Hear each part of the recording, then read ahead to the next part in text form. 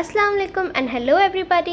Welcome back to my YouTube channel ZK English Mastery. So today I'll be going to discuss with you all Rajmohan's wife. So as you can see, I'm going to discuss with you all the characters of Rajmohan's wife along with the plot summary of it. So this video is definitely going to be very informative and helpful. Then please don't forget to like, share and subscribe to my YouTube channel. सो आपका time waste किए बिना शुरू करते हैं इस plot summary को. सो Rajmohan's wife जो novel है इसे फर्स्ट इंडियन नॉवल माना जाता है और इसके जो ऑथर थे वो थे बंकिम चंद्र चट्टोपाध्याय. ये पब्लिश हुआ था 1864 में. ऑलराइट, तो आइए इसके कैरेक्टर्स. ये हो गया इंट्रोडक्शन राजमोहन्स वाइफ का. इसे किसने लिखा था? बंकिम चंद्र चट्टोपाध्याय इसके ऑथर थे. ऑलराइट, और इसे पब्लिश किया गया था 1864 में और इसे फर्स्ट इंडियन नॉवल भी माना जाता है. Now coming back to the characters, Matangini. The very first one is Matangini who was Rajmohan's wife and definitely the protagonist of this novel. Mantangani was the protagonist of this novel. Once had an affair with Madhav. तो माधव कौन था वो हम आगे जाकर पढ़ेंगे. Till then आप ये जान लीजिए कि मंटांगनी जो है वही इस कहानी के प्रोटैगनिस्ट है. प्रोटैगनिस्ट मतलब होता है main character, lead character of any novel. Then Rajmohan the abusive unemployed husband. Rajmohan कौन था? मंटांगनी का हस्बैंड था और बहुत ही अनएम्प्लॉयड और बहुत बदतमीज़ और एक एब्यूजिव नेचर का इंसान था जो अपनी बीवी के ऊपर कई बार हाथ भी उठाया करता था. ये आगे जाकर आप नॉवल में जब मैं प्लॉट समरी एक्सप्लेन करूँगी तब आप देखेंगे. Now coming to Hemangini. Hemangini was younger sister of Matangini, wife of Madhav. तो हेमांगिनी कौन थी? ये मंटांगनी जो है उसकी बहन थी, छोटी बहन थी. और इसका किससे शादी हुआ था? माधव से. कौन माधव? वही माधव जिसका एक बार बचपन में मंटांगनी के साथ अफेयर रहा है. ठीक है. Now coming to Mathur Ghosh, the cousin brother of Madhav, husband of Champak and Tara. Mathur Ghosh कौन था? माधव का कजिन भाई था और ये इसका 2 वाइफ थी. हाँ जी, तो मथुर घोष जो था वो कजिन था माधव के और इसकी 2 वाइफ थी, Champak and Tara. Now coming to Kanak. Kanak कौन थी? मंटांगनी का फ्रेंड था कनक. नाउ सरदार, ये डकैट्स का रीडर था सरदार. ना यहाँ से जो है थोड़े साइड कैरेक्टर्स है. टिल देन थोड़े साइड कैरेक्टर्स है, पूरे साइड कैरेक्टर्स नहीं. इनके बारे में भी नॉवल में बहुत है, इसीलिए कैरेक्टर्स में इनको भी डिस्कस करना इम्पोर्टेंट है. सरदार डकैट्स का लीडर था, डकैत लोग का लीडर था Sardar. Now Bhiku the right hand man of Sardar. Bhiku वो था जो सरदार के करीबी था, एकदम राइट हैंड माना जाता है भीकू को सरदार का. Now coming to Tara, wife of Mathur and childhood friend of Madhav. जैसा मैंने आपको बताया मथुर की 2 शादी थी, एक तारा थी और एक चंपक थी. तो तारा जो थी ना कि वो सिर्फ मथुर की बीवी थी, वो माधव की चाइल्डहुड की फ्रेंड भी थी. ये लेटर जब मैं प्लॉट समरी डिस्कस करूँगी अगेन तब उसमें मैं आपको ब्रीफली बताऊँगी कि कहाँ पे हमें ये पता चलता है. Now Champak, another wife of Mathur. Madhav Ghosh, the husband of Hemangini and came out as a hero of novel later. Madhav Ghosh Hemangini का, जैसे मैंने आपको बताया, हस्बैंड था. हाँ जी, तो माधव ना कि सिर्फ हिमांगिनी का एक हस्बैंड था बल्कि वो इस नॉवल में एज अ हीरो भी देखने को हमें मिलेगा और प्रोटैगनिस्ट भी कहीं ना कहीं मेल प्रोटैगनिस्ट देखने को मिलेगा माधव, क्योंकि वो एक हीरो की तरह हमेशा मंटांगनी को सेव करता है. और बहुत सारे ऐसे इंसिडेंट्स हैं जो कि मैं अभी आपके साथ प्लॉट समरी में डिस्कस करने वाली हूँ. सो आई रियली होप कि आप लोगों को ये नॉवल का जो मैंने कैरेक्टर्स बताया है वो अच्छे से समझ आ गया हो. So let's get started with the plot summary. और अगर आपको कैरेक्टर्स अभी सही से समझ नहीं आए तो ये देखिए, यहाँ पर आप वीडियो को पॉज करके थोड़ी देर रीड कर सकते हैं या फिर एक स्क्रीनशॉट ले लीजिए ताकि आपको नोट्स बनाने में या फिर आपके एग्ज़ाम्स में रिवीजन करने के काम आए. Now coming back to the plot summary. ये कहानी तब शुरू होती है, ये नॉवल तब शुरू होता है जब मंटांगनी अपने फ्रेंड कनक के साथ जा रही होती है पानी भरने के लिए. और जैसे ही वो वहाँ जाती होती है वहाँ पर उसे 2 लोग देख लेते हैं. वो 2 लोग कौन होते हैं? असल में हवा का एक ज़ोर से झोंका हवा आती है बहुत ज़ोर से और वो जो मंटांगनी ने घूंघट लिया हुआ रहता है वो घूंघट उठ जाता है और वहाँ पर 2 लड़के होते हैं, जहाँ मंटांगनी अपने फ्रेंड कनक, यहाँ पर जो मैंने आपको कनक का एक डिस्क्रिप्शन दिया कि फ्रेंड ऑफ मंटांगनी, उसके साथ वो जा रही होती है पानी भरने के लिए। There was 2 men standing over there, और वो 2 लोग थे, कोई और नहीं बल्कि मथुर घोष एंड माधव घोष। तो जितना कि माधव अच्छा है उतना ही मथुर खराब है, उतना ही हमें पता चलेगा मथुर ने कितने सारे ऐसे कलेश किए हैं नॉवल में। तो जितना माधव अच्छा है उतना ही मथुर खराब था। तो वहाँ दोनों खड़े थे और जैसे ही वहाँ पर मंटांगनी का घूंघट उठता है, उनमें से एक उसे पहचान लेता है। वो उसे पहचान के कहता है कि ये जो राधागंज से अभी अभी कलकत्ता आई है और ये राजमोहन की बीवी भी है। और वो उसे बताता है मथुर को कि देखो ये राजमोहन की बीवी है जो राधागंज में उसके साथ थी और इसका नाम है मंटांगनी। फिर कनक और मंटांगनी दोनों अपने अपने घर चले जाते हैं। फिर ये सीन जो है, ये समरी, ये जो नॉवेल है, ये दूसरे सीन पे चला जाता है, पूरा दूसरा सीन स्टार्ट हो जाता है। और वो सीन स्टार्ट होता है अबाउट अ बंगाली ज़मींदार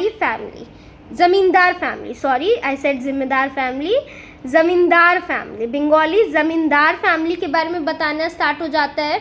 नॉवल में दूसरा सीन आता है जिसमें बंगाली ज़मींदार फैमिली के बारे में बात होना रहता है। वहाँ जहाँ पे बात होती है, एक बंशी बगदान नाम की एक लड़की रहती है या औरत रहती है, आप कह लेते हैं, जो होती है जो अपना सारा प्रॉपर्टी, जितना भी प्रॉपर्टी होता है वो किसके नाम कर जाती है, रामकंता एंड रामकनई। ये दोनों कौन थे, मथुर और माधव के पापा। माधव के पापा का नाम था रामकनई और माथुर के पापा का नाम था रामकंता।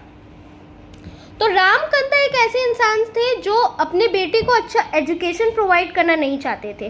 तो रामकंता की जिद की वजह से ही मथुर कभी एक प्रॉपर एजुकेशन हासिल नहीं कर पाया। However on the other hand Ramkanai उसके डिफरेंट थे। Ramkanai has provided each and every facility to Madhav regarding his education facilities। उन्होंने उसे अपनी एजुकेशन से रिलेटेड सारे फैसिलिटीज़ दिए थे। तो रामकनई ने माधव को ये प्रॉपर एजुकेशन प्रोवाइड करने में जितनी भी प्रॉपर्टी उन्हें मिली थी वो सारी लुटा दी थी कि उनके बेटे को एक प्रॉपर एजुकेशन प्रोवाइड हो। और उन्होंने अपने बेटे का एक गरीब लेकिन बहुत ही अच्छे वेल नेचर्ड लड़की के साथ शादी किया था, जो कौन थी, कोई और नहीं बल्कि हिमांगिनी थी। मंटांगनी की छोटी बहन हिमांगिनी थी। तो अब ये सीन तब शिफ्ट होता है जब जो मंटांगनी है वो हिमांगिनी अपनी बहन के घर आती है और कहती है, जैसा कि मैंने आपको बताया राजमोहन एक एब्यूजिव अनएम्प्लॉयड हस्बैंड था। जब मंटांगनी पानी भर के अपने घर जाती तब भी हमें ऐसे देखने को मिलता है कि वो उसे मारता ही है। बस वो वैसा ही था, वो एक एब्यूजिव नेचर का इंसान था। नाउ मंटांगनी आती है हिमांगिनी के घर अपने हस्बैंड के जॉब के अपील के लिए। वो हिमांगिनी को कहती है कि माधव से बोलकर कुछ करके अपने हस्बैंड का यानी कि राजमोहन का कहीं जॉब लगा दे।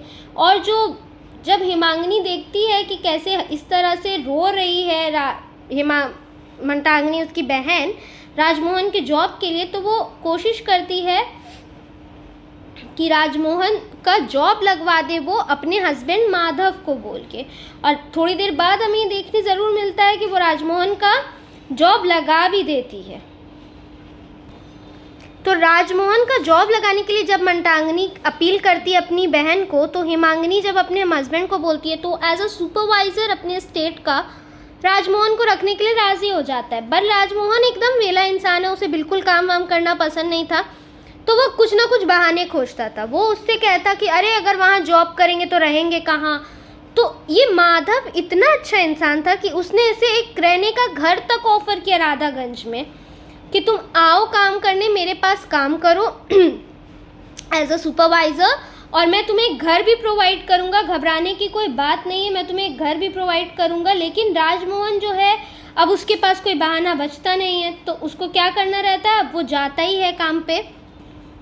सो नाउ वो जो लेडी रहती है जिसने रामकंता और रामकनई ये दोनों के नाम अपनी प्रॉपर्टी की होती है, मथुर के बाप और माधव के बाप के अगेंस्ट जो अपना पूरा विल करती है, इन दोनों के एक और भाई रहते हैं राम गोपाल।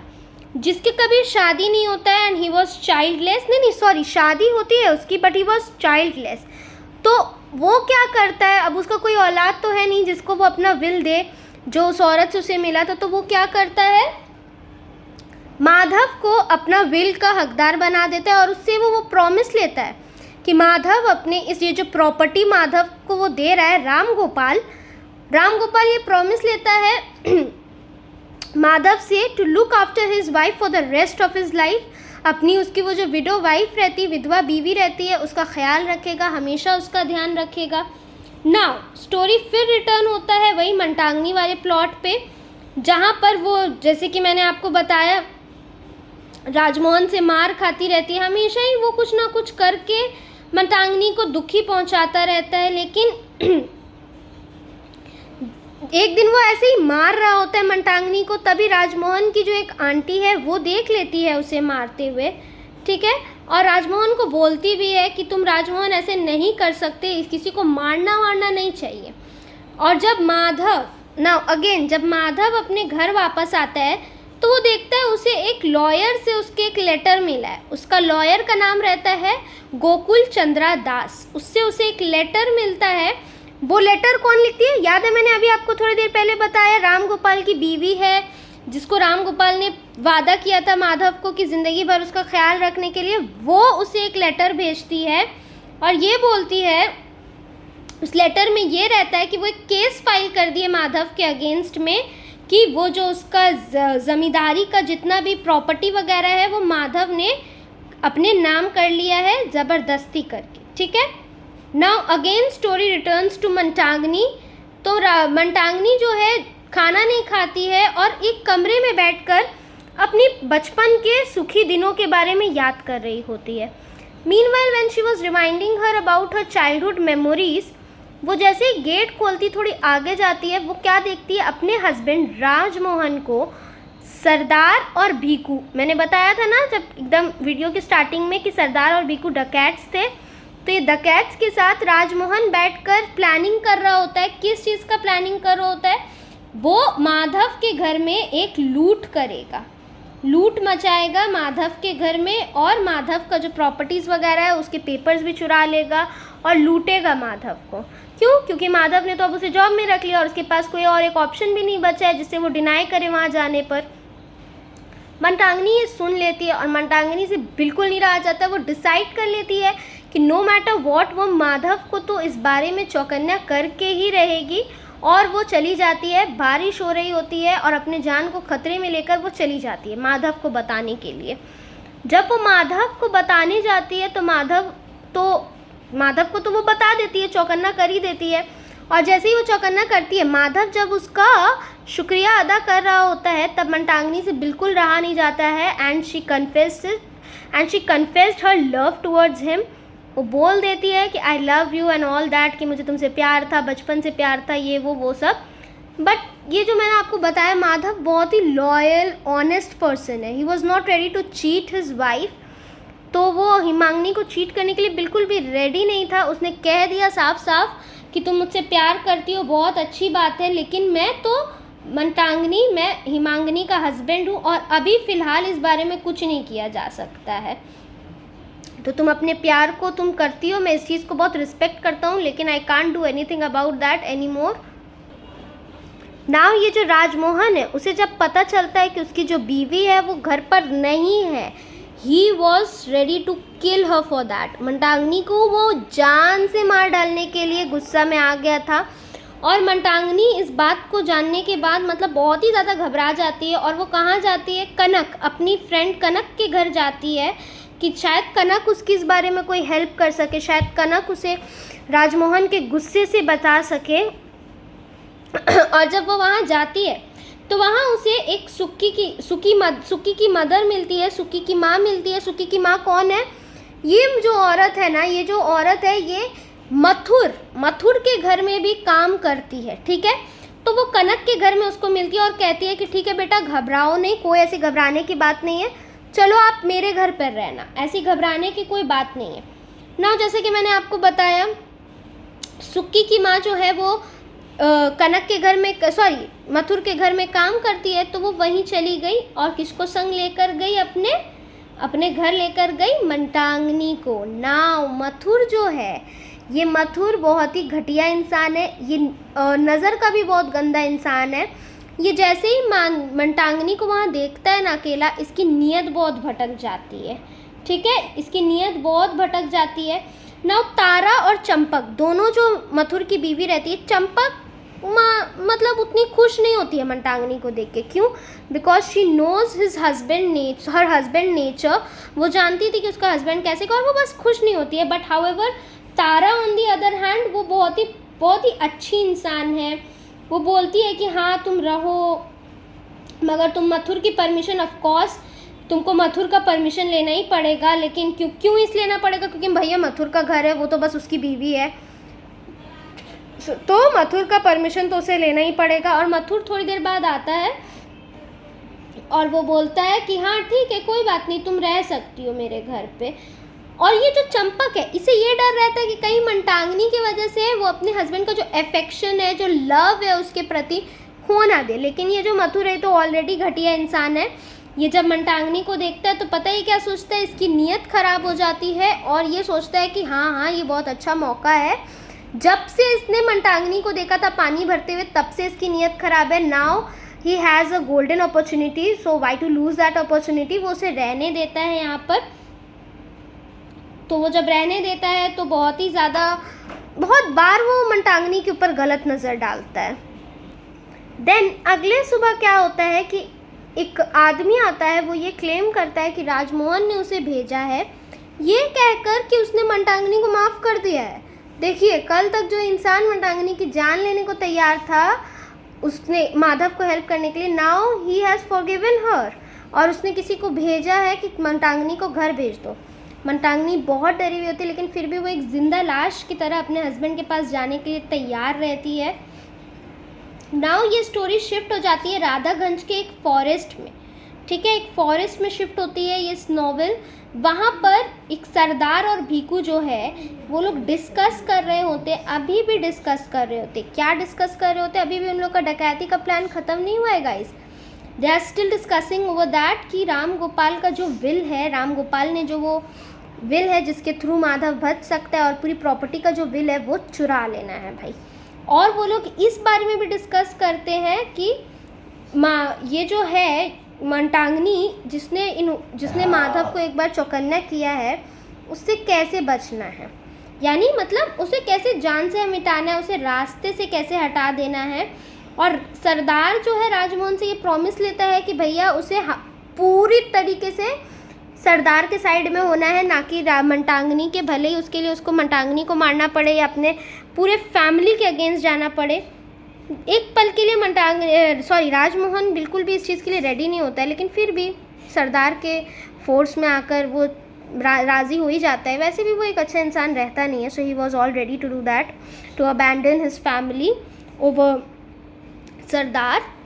तो जब वो घर आती है तो वो देखती है कि जब राजमोहन अपने घर वापस आता है तो वो बैठ के खाना खाता है और वो अपनी अपनी बहन से पूछता है अपनी बीवी के बारे में।